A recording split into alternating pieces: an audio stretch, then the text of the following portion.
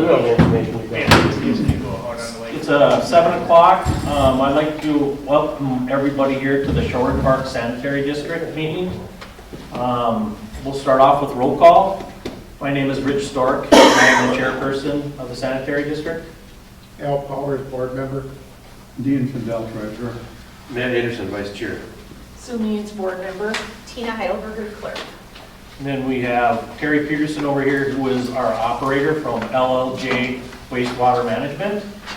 He keeps us moving, keeps it moving. Keep shit flowing.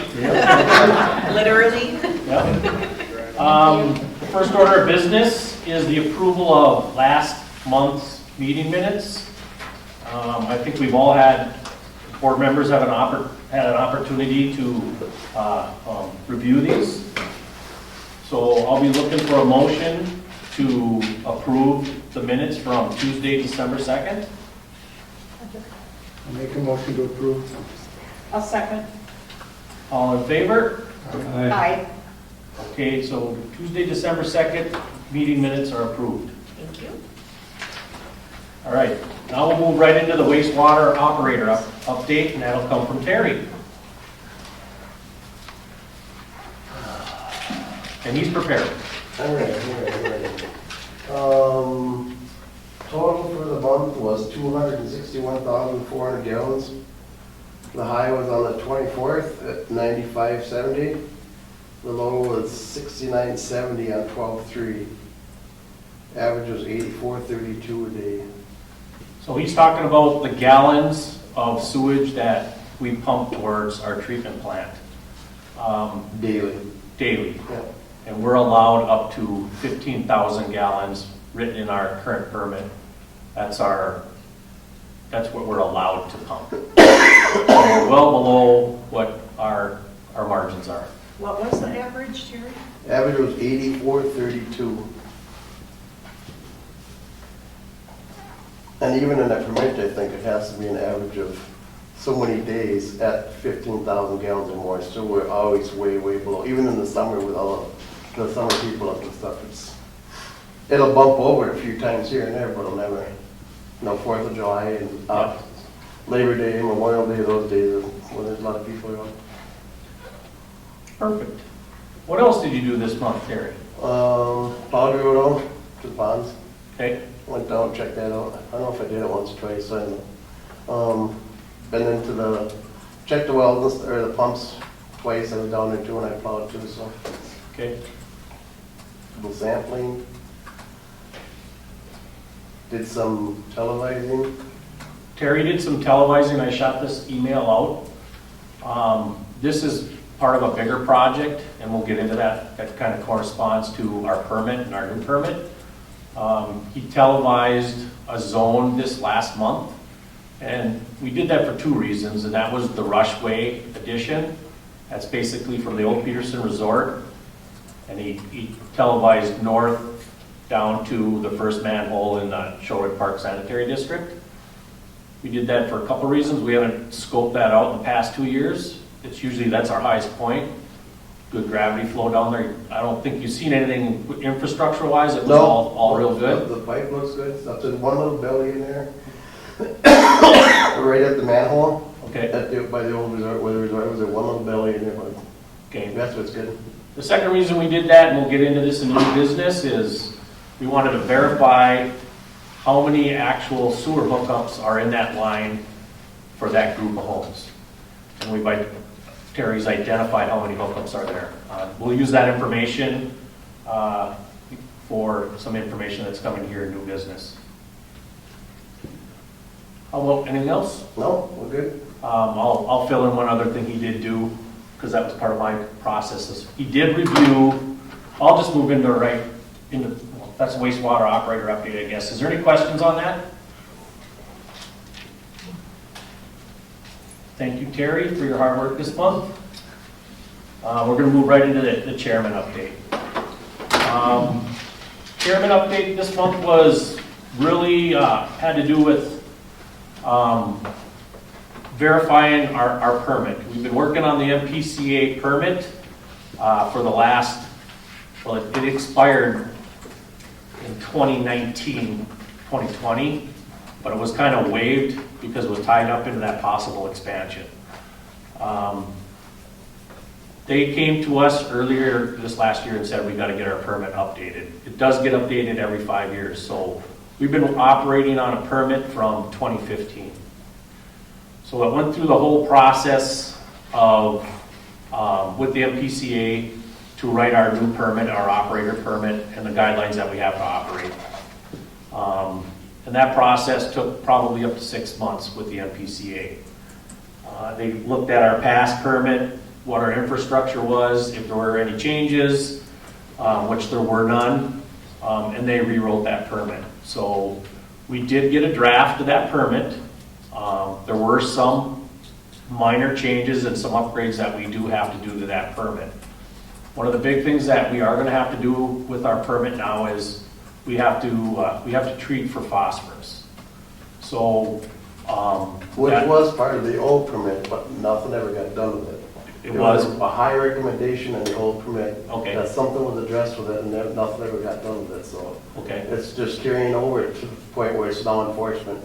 Okay, so we had to put a plan together for them. We developed that, or Terry developed that plan on how we will treat for that phosphorus at the ponds, in the treatment pond. And that's done by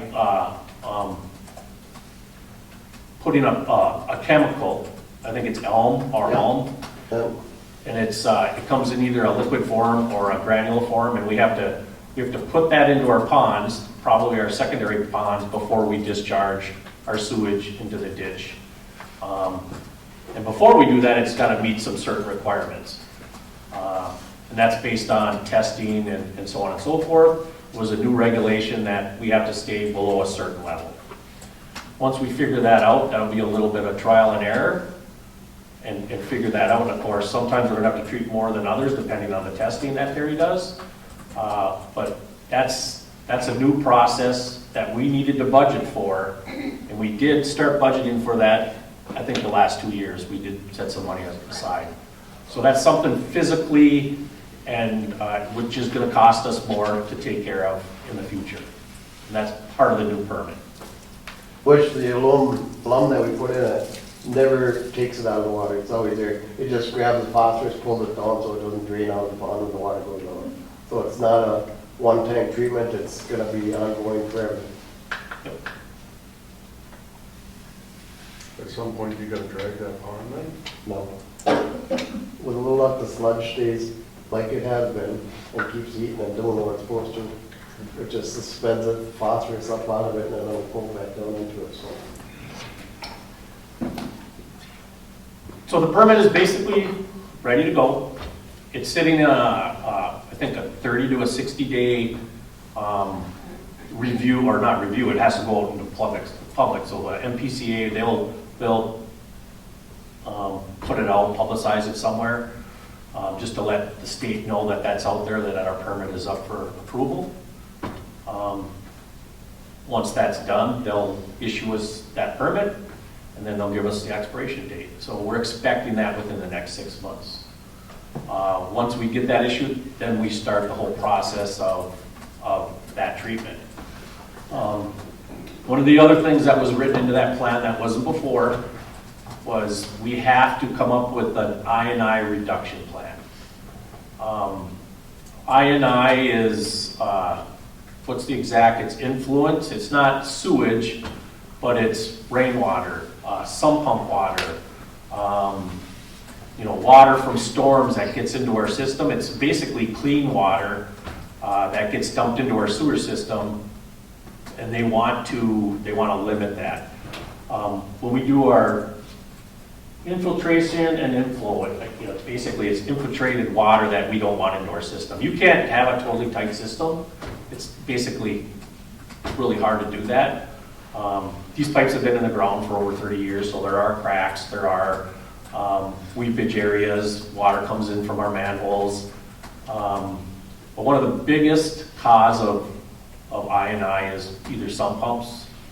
People hook up their rain leaders up to it, water softeners get dumped into it. A lot of things get into that. So they've noticed during big rain periods, we do get days, he'll report real high days, and sometimes they get over that 1,500 gallon. And a lot of times that's in the summertime, and it's due from I&I. I&I is something we want to try to reduce. So over the next 6 months, after they issue us that permit, we have to come up with a written plan of how we're gonna, and when we say we, I'm gonna say everybody in the community, we're gonna have to come up with some sort of a plan of doing inspections, making sure there's no sump pumps, increase our PMs, you know, which we've started already, and that's done by him scoping out the lines, noticing any cracks. It might even come down to an inspection of people's main drains, and that's the pipe from the house to the sewer system. Because we do know some of those are older, and they crack, and the groundwater weeps in that way too. So collectively, we'll probably have to form some sort of committee, and we'll be looking for volunteers and come up with some sort of a written plan to satisfy that permit.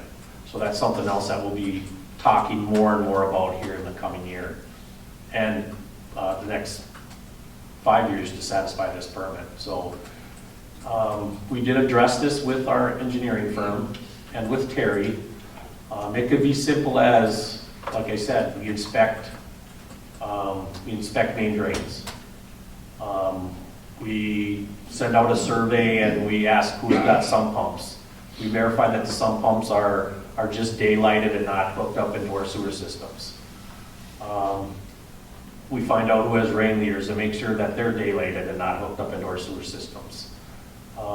We talk about or take inventory of who does have softeners, and maybe, you know, we talk about that and make sure that they're running properly and not overrunning and dumping extra water into our systems. It could be as simple as that and how we're going to maintain that. Is there any kind of questions? Does everyone understand kind of where we're going with that? And we have started some of that already. Last fall, we started counting some of the stuff in the lower section and stuff, and there is issues. We know we've got issues down there, so it's a matter of digging deeper now and find out what it is. There's one line coming down the hill to the lower section. That line was completely full of sand. We couldn't get through it last year with the camera. So we know there's a crack or there's a break somewhere there. It's feeding in from somewhere. And then it goes across the pond over to towards the main lift station. That line's almost completely plugged all the time too. So we know somewhere right there there's an issue, but we're not pinning it down where. And we can go in there with a camera and we can look at everybody's service that comes in, and we can sit there and just watch and see, you know, if it's trickling in, somebody flushed the toilet, a load of wash is going, we can see all that stuff. But it's just a matter of take the time and just sit there and see. And that's how we found out one main breakdown there a few years ago, is it just never stopped with the same amount of water coming in all the time. And that was thousands of gallons that came in there. So it's going to be a time-consuming thing, but I think we can pin it down and get a lot of it cleaned up. So it's just going to be a systematic pick away at this thing. We just have to kind of put it into writing, develop a plan, and work the plan to reduce our I&I. And that's what they're asking for in the permit. I don't think it's overwhelming. I think it just ties in to the typical PMs that we should be doing with our sewer system anyways. And reducing the I&I is good for our system. Oh, it's Less- great, yeah. It's less processing of all that Yeah. water all the time. Yeah, the water treatment, the little bugs that eat the bad sewage, it's more condensed. If it's watered down, it takes longer to process our sewage, basically is why you don't want I&I in your system. All And it's right, not just you guys, everybody has it. yeah. So it's not just isolated here, everybody has it, so. Getting this permit, I think, has been a big hurdle. Like I said, we haven't been working we've been in this waiver, this no man's land for the last 5 years, and getting this on paper, and we know what direction is going to happen in the next 5 years. Just helps us keep our budgets, and we know what we have to do. The phosphorus thing scared us for a while, but I think we got that pretty much nailed down, and we did develop a budget for that. Based on that, we don't see any fee increases because of this new permit, at least in the near future. All right. What else happened this month? I was notified of a new resident, and actually this is not a new resident. This is a person that bought the property down at 50756, that's the lower area, down by the Matsons and down on that road, down by the bushes. There was an old cabin there that was knocked down. There has been a camper sitting there. But they want to know what the process is going to be to build and to hook up. And Tina, I believe they've only paid a road fee because there is no sewer fee hookup. Correct. So I did send out an email to them. I responded to them what the process will be to do a hookup into our system. People that are already in the Shorewood Sanitary District, that have always been part of it, that property was always figured to be hooked up into our system, so it's not really the expansion. It's just they're finally hooking up. So they will be charged a SAC fee. I've asked them to provide a plan. We'll let our engineering look at that plan to make sure that it complies to what our requirements are. Terry will have to inspect that we make sure that they hook up to the system correctly. And then, then they'll start paying the monthly sewer fee. Right now, they currently only pay a road fee for that property. So that cabin that was there was not hooked up to the sanitary system? Nope. And how do we know that? Well, we don't know that. We're assuming that based on them never paying a fee, but we know there's some other delinquent people that are hooked up that aren't paying also. We're going to talk about that in the future here within this meeting.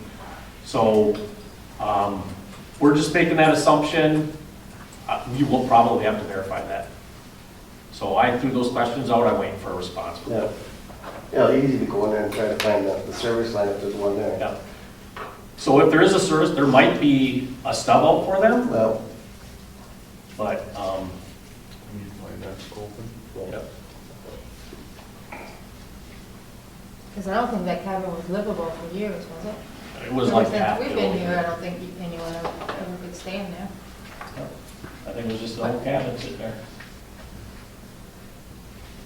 All right, the other thing that happened this month is there was a few of us that did meet, and that has to do with some old business from from last month. We did an audit. A group of us got together middle of December. Based on old billing information, we've identified lots that either have not paid sewer, have not paid road fees. Most of them are off the Rushway expansion. So what we did talk about is identifying those people and sending out a certified letter, and we're going to start billing them. This is just based on the information that we received when we took over the sanitary district, this group here. I don't know, Tina, you may have to remind me of how many homes we do have up. There's 11 structures up there. And why don't you just give us a quick audit of what we found out? Okay, so, sorry, bear with me one second. Yep. So what we did was, as a group, we sat down and basically took plot maps and took each parcel ID and making sure that there was a billing address that we're billing for associated each parcel ID. So because what I was going off of before was simply what I had in our system was what I had in our system. So we actually took a map and went through, and there's homes along, and please correct me if I'm wrong, is Rush Lake Way and Rush Lake Trail.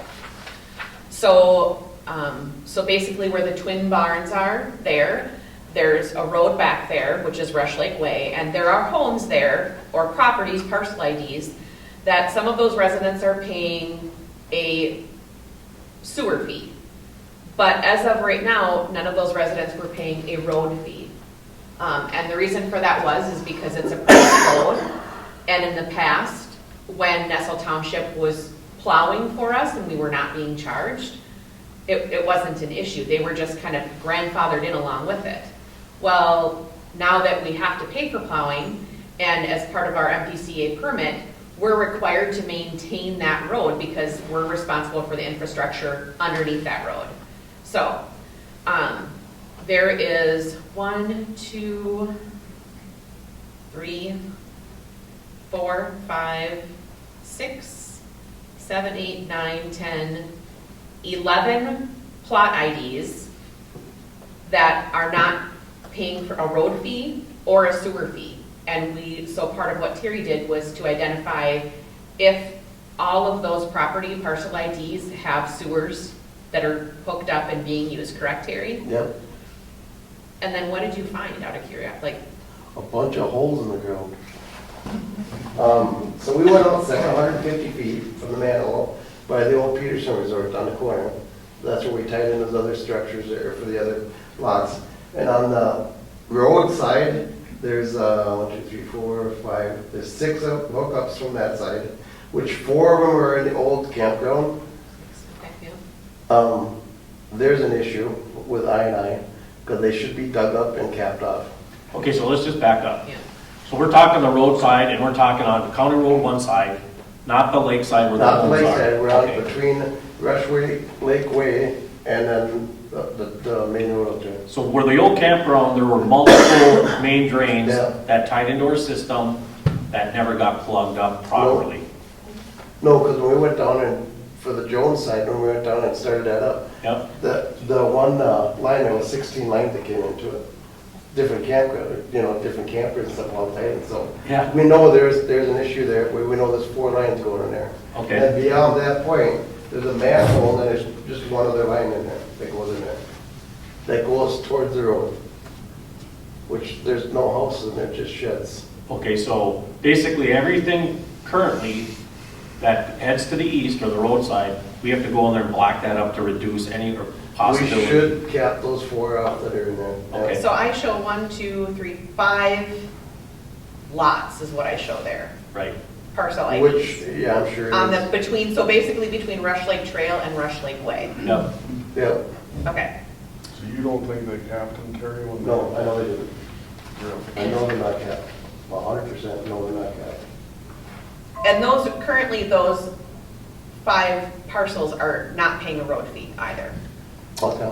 But they're owned by existing residents on the other side of the road. That's what I was Yep. assuming, yeah. Okay. Correct. So, and some of those are, so none of those people are paying a road fee, and we're maintaining the road, so that's something that we have to correct. Yeah, And we're only collecting how many sewer fees currently? 6. 6 out of the Sewer 11 fees. homes. So 6 out of the 11 homes, so there's, Actually, 7, because Lonergans also pay a sewer well, I'm fee. not even gonna count Owner Yeah, Grants 'cause because they're not part of that. Yep. So there's 6 out of the 11, or there's 5 out of the 11 homes that are not paying any sewer. Yep. Okay. So we have to correct that, and we know that they're hooked up, or we have to verify that they're hooked up. There's no septic systems there. So I think what we have to do here is, to get this situated, is Tina's gonna, we're gonna start billing them. I propose that we start billing them for the sewer fees for January 1.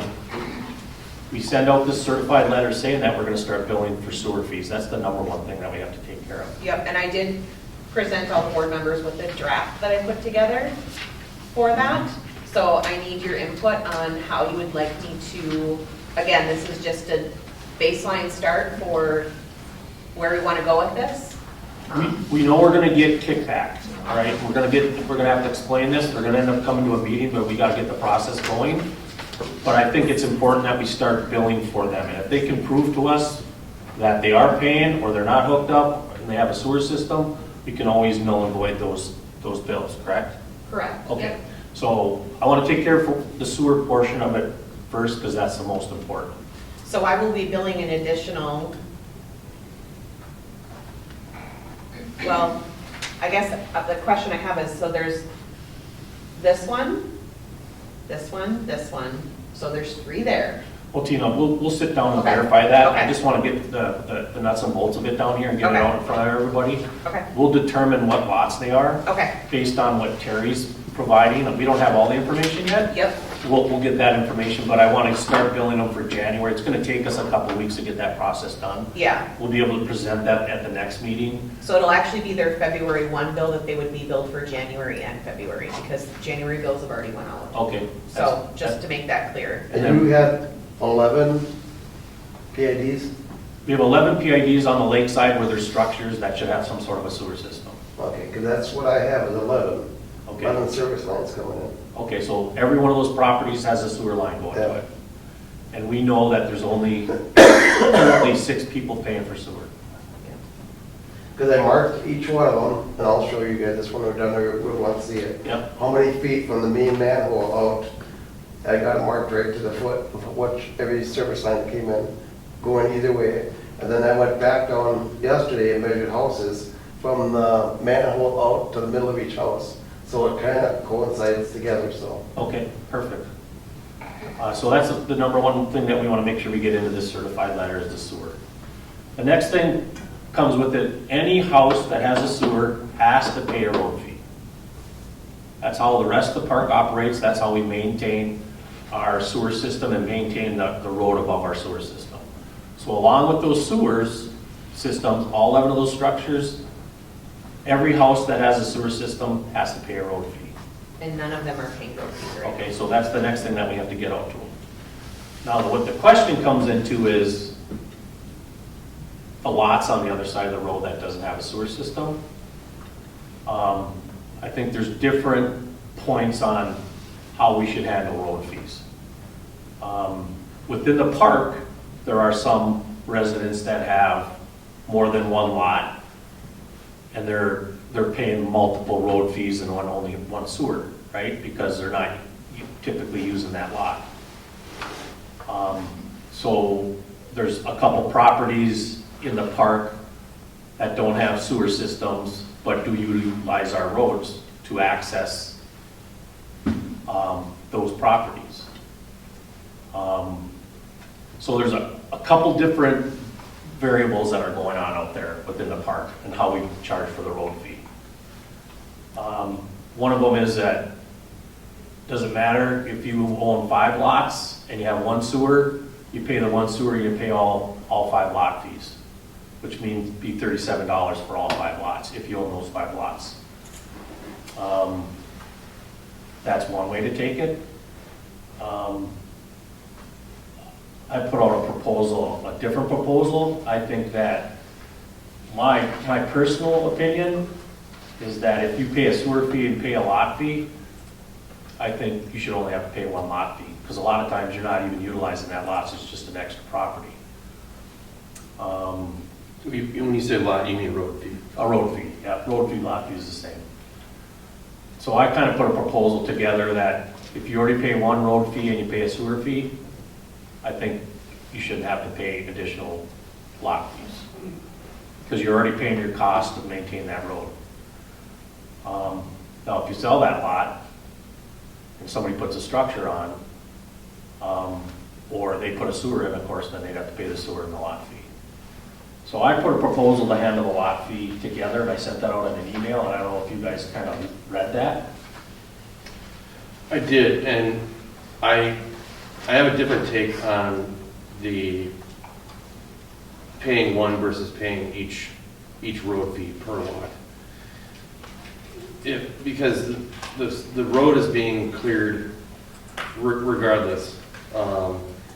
And let's say I own 10 lots right in a row, which is, let's just spitball. So let's just say I own 10 lots, and it's the entirety of a single road on one side of the circle.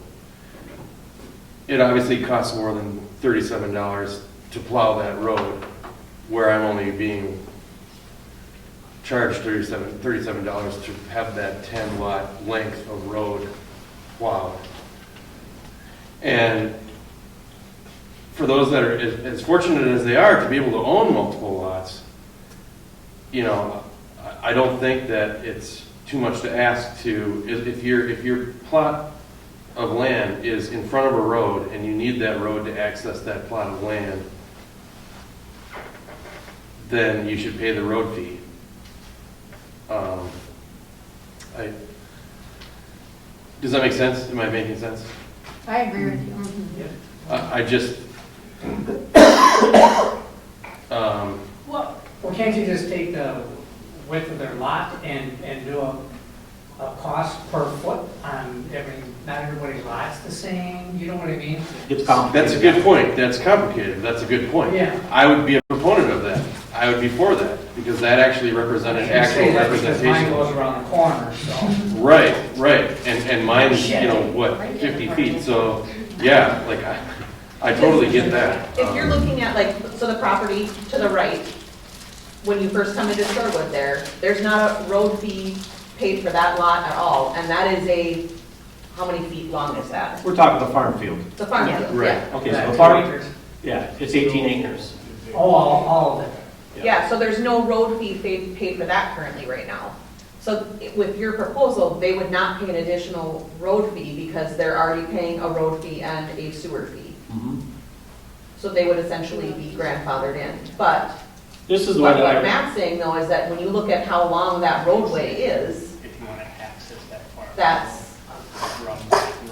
that's right, but is he, at this point, From one. is that property really accessing, are they using our road to access that property? Yes. Yes. yes. Of course they are, because they're farming it, right? There is a road approach off one to get onto that property.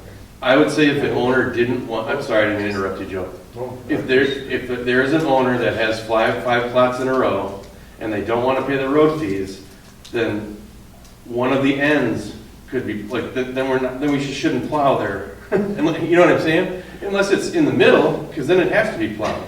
Right. You know, so it's like, So basically you're saying, if there's a lot on our roads, they should be paying a road fee. That's the way that everybody here. I agree, unless it's directly adjacent on the other side, then it's kind of it doesn't really matter because it's gonna get plowed And one way or it's a the lot other. of work, but if you do it per foot, then it's a. See, and I'm on board with this, I didn't think about that. Yeah, but then you I didn't break think it about up that. per lot, everybody calls it. Everybody's paying a different amount. Yeah. But And that's difficult. But if I do not like that idea from a If builder's. somebody came in and plowed Why? from there to there, they're not doing it for free, it costs money. Right, So Yeah. if you have that property, you should pay for that to be plowed. Like, that's why? the basis of Because we're my, paying, we're all paying for it. Right. halfway. We kind of did it with, Oh, yeah. they we always just look at it stop from hours the anyway, sewer so I'm not counting standpoint. that. Okay, hold on, what, Terry? We've always looked at it from the sewer standpoint is, with the other areas that I work with and stuff, is the sewer line's there forever. It's in the ground. Whatever's on top of it, which is road, driveway, whatever, it has to be maintained. Yep. So the sewer line's never going away, so the road needs to be maintained above it. Even if If you've got they're, 5 lots, kudos, great. no sewer line there. right. Yeah, no sewer line. All right, I mean, that's the simplest way. I just proposed something a little bit different. And basically, what you're telling me is to lock in the ordinance that I think was basically there, because I know some people are paying for multiple lots, and some are not. It was based on lots. If the lot is part of the road, you're gonna pay a road fee. That's no matter the way you look at it. So basically, if you have a parcel ID, Yep, you're paying a road fee for each parcel that you Yes. own. yep. You might even be paying on a future PID.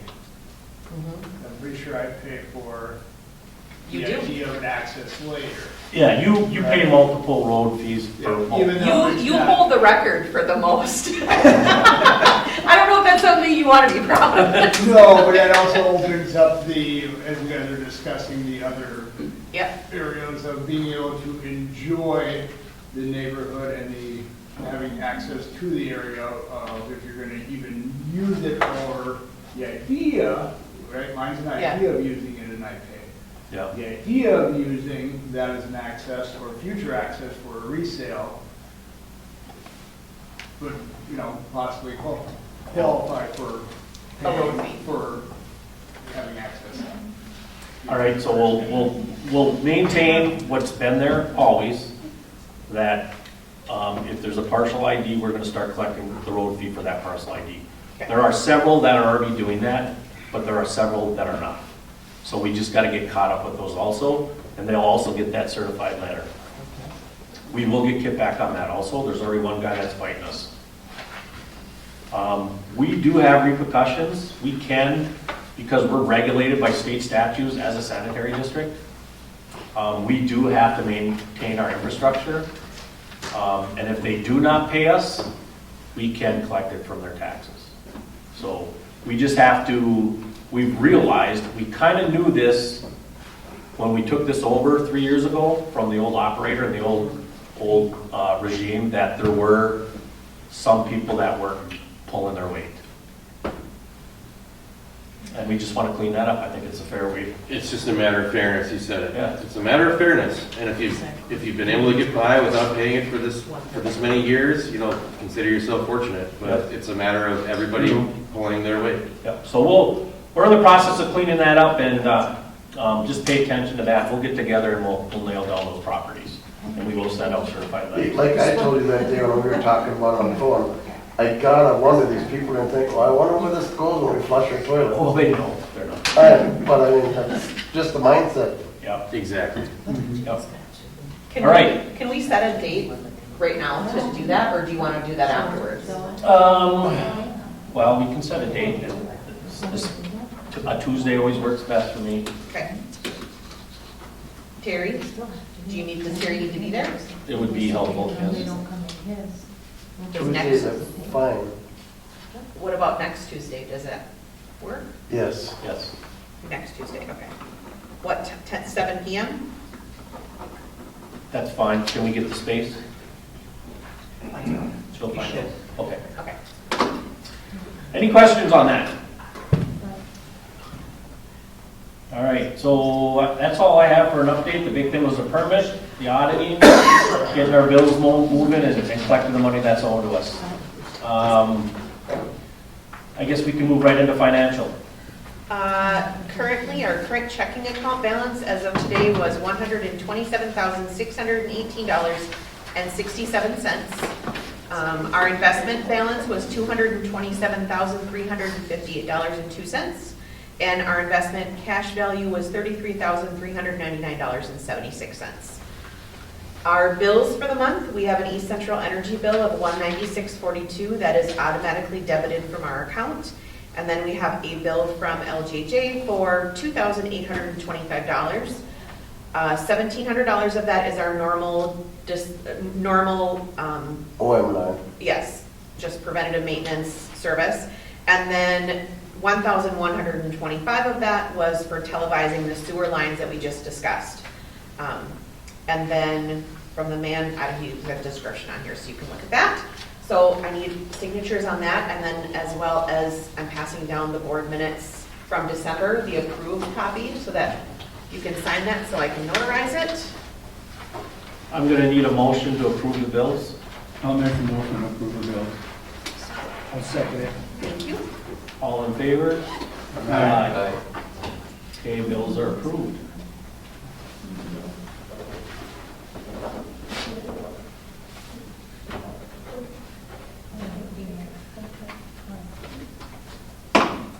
All right, we'll move into old business, and that is any kind of information on the possible expansion to the north.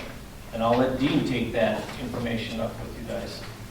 No real update on that, because of the shutdown by the federal government. It's gonna take a long time for them to get back up and running. I haven't heard yet from Chris from Matt or T1 from our sector, or our contact with the federal government. So hopefully we'll hear something this week or this coming month anyway. So this is kind of slow process. Any questions on possible expansion? All right, we'll move on to the other old business was basically the permit renewal, and I kind of filled you guys all in on what's going on with that. And the chairman update. New business, proposed road fees and audit to Shorewood, and I guess we talked about that too. Yep. Is there any other information or anything else that we need to talk about tonight? Any questions? I have one. On your SAC fees, where'd you come up with that? We're still at $2,500. What are other areas at, just out of curiosity? Terry has came across to us many, many times saying that we charge way too, Not enough. not enough for a Not center. enough, Well, Met Council in the city only charges $24.85. Yeah. so. The city there. But that's, Like Pine City, I think is $1,800. So you see the financial issues that Pine City has. More, I think, is like 26 or 2,800. The Rush City, Sandstone, they're all kind of in that same area. But Pecagawat is 8,600, Holy cow. and Cross Lake just bumped theirs now, and I think they're 85. So the sewer and activation fee is a way to kind of create more funds if we were to plan on expand. Yeah.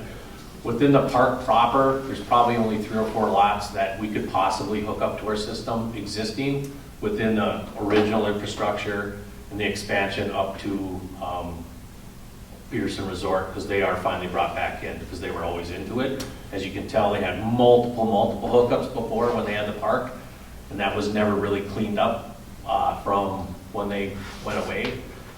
So we got a little bit of work. I'm glad. That's probably a lot of, could be getting a lot I of would guess there's a lot coming in there. if there's open pipes just sitting in the ground. Yeah. So There was, I think there was 6 or 8 tanks, sewer tanks in there too, Yeah. which they were feeding there. From there, they were feeding the line, so it was it was a mess. a convoluted mess, but the tanks are all crashed in. Okay. That I know is done, so. Yeah. You had a question? Yeah, so but Kendall would be more like us, right? 'Cause they develop their own little system because they don't use Pine City's system. It is pumped into Pine City, both crosses, Pecagawat and pumped into Pine City, yeah. But they created a new system recently? No, Pecagawat's always been part of the township. The township took it over when they put it in 95, 96. And Pecagawat's always taking care of that. Like Cross, excuse me, the Cross Lake Sewer District, they're like you guys. They created their own sewer district through the state, and they're regulated by the state, NPC and everything else. And they're both within a year of age. One was a year after. The only thing they didn't do is make sure the stuff, all the stuff on both lakes was the same, which now we're trying to convert over, because they have different panels on this one and that lake and stuff. So basically, Cross Lake did no increases in their quarterly wage stuff for years, and they ate up every penny they had saved in bonds and stuff. Literally, when I took over, they borrowed money from Brandon Bank for $25,000 for operating costs, which was 4 or 5 years ago. Well, now they've got almost $750,000 in the bank, and have come back out of the hole. The Pecagawat sat between $6 and $8 million for years. Just a difference in management and how things are done by different boards and how things are, yeah, so. So this isn't an oddity, kind of a cool concept is what you guys have. It's just identical to Cross Lake. You know, Cross Lake has 17 lift stations, you guys have 2. They have each lake, Cross Lake has 557, I think Pecagawat has 568. They're within like 20 of each other. But yeah, we pump from Pecagawat 5.5 miles into town, and then Cross Lake has two pumps that pump right into town and go through town. Okay, I just trying to figure out why they're so much higher, if you had a reasoning behind that, or? Cross Lake, we're low, they were low for years, and then they suffered from it. And part of this, the SAC charge money always goes into a separate account for improvements. That's all it can be used for. SAC money can be used for improvements, upgrades and improvements. Can't be used for maintenance or anything else. Was there fraud going on or something? You know, after Well, Minnesota we haven't movie? collected any. Not that I'm aware of. Well, I suppose we should- Cross Lake would never increase their rates or stuff, and they basically borrowed, wouldn't increase stuff, and they had a tyrant that was basically in charge of the board, and nobody would step up and speak up, and yeah, he drove right to the ground. Well, you've heard that story before.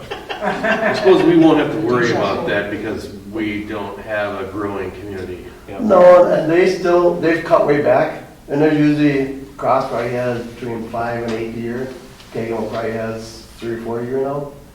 But constantly as there's more and more outlots coming in, anything within 1,000 feet of either lake has to be hooked up to sewer. Yeah. give or take. There's some instances that can't be hooked up.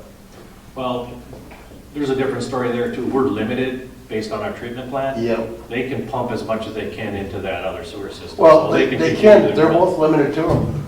The Kegma is limited to, and it's goofy numbers, but I think Kegma was listed, 88 or 90,000 gallons a day, and Cross Lake is 130,000 gallons a day. Yeah, but I'm even just talking expansion wise. Our treatment plant can only handle so much. Yeah, it can only handle so much without some sort of Right. upgrade. Yeah. Yep. I guess it's still open for discussion. I'm still comfortable with the 2,500. I don't see a lot of SAC charges being collected in the future. No, and it's a tough balance. We want to have enough money to make repairs and take care of catastrophes, but we also don't want to take money and sit on it and hold it, you know, that's unnecessary. But it's a tough balance. Like, we don't want to be sitting on a pile of everybody's money. At the same time, we don't want to get caught in the middle of something where we got to go out and ask people for $10,000 each or something like that. So, Yeah, I mean, our roads could definitely small upgrades if we had money for it. Cross Lake rebuilt one, deep one, on the south end of Cross Lake, and we rebuilt the whole lift station. Literally, we gutted it, put new pumps in it, new rails, new valves, everything, spray lined the whole thing, and that was, I think we're at 58,000 on that. That's a And good budget. That's 30 feet deep. And it was a project we bypassed for almost a week, and yeah, it was, but I mean, that's the worst case scenario. You know, you drop a couple pumps in, 30 grand. Yep. Guaranteed it's gonna be 30 grand. We've been pretty well maintained in the Yeah. last 3-4 years. Yeah. Haven't lost a pump or nothing. All right, any other questions? We'll continue to talk about SAC charges. We did talk briefly about creating a budget or looking in to start taking quotes on upgrading our controls for our lift stations. They're in pretty good shape right now. It's just the technology for our controls on the pump stations are really outdated, old technology. So we could make, you know, there's some room for improvement there. I'd also entertain the idea, I don't know if Dean wants to think about this or whoever's kind of in the finance world, but investing that money a little bit, nothing risky, but investing that money maybe a little bit differently so that we're making a little bit on that $220,000 that's in the bank. Even just a high yield savings account. Yeah, CD or you know, whatever, it'd be better than sitting on the money market, so. I think for the Kegelman, we have 20, Oh, split it up. 26 or 27 CDs, and the smallest one is $200,000. And Nice. they're constantly coming due all the time. Yeah. And most of the rates have changed over the last year, so they're all tied into 1 year. But I think the month of February now, we've got 9 of them coming up. Yeah, I mean, if we can get a 5% annual return on that, that's 10 grand a year. Yeah. I mean, it's free money. We couldn't do anything with that until. I believe we're tied into 2027 with our investment right now, but at that point, we can look at a different option. Okay, next year, all right. Oh, when it expires. All right, anything else? Guess I'll look for a motion to adjourn. I'll make a motion. Carrie, you can make a motion. First motion. Second? All in favor, say Aye. aye. Thanks.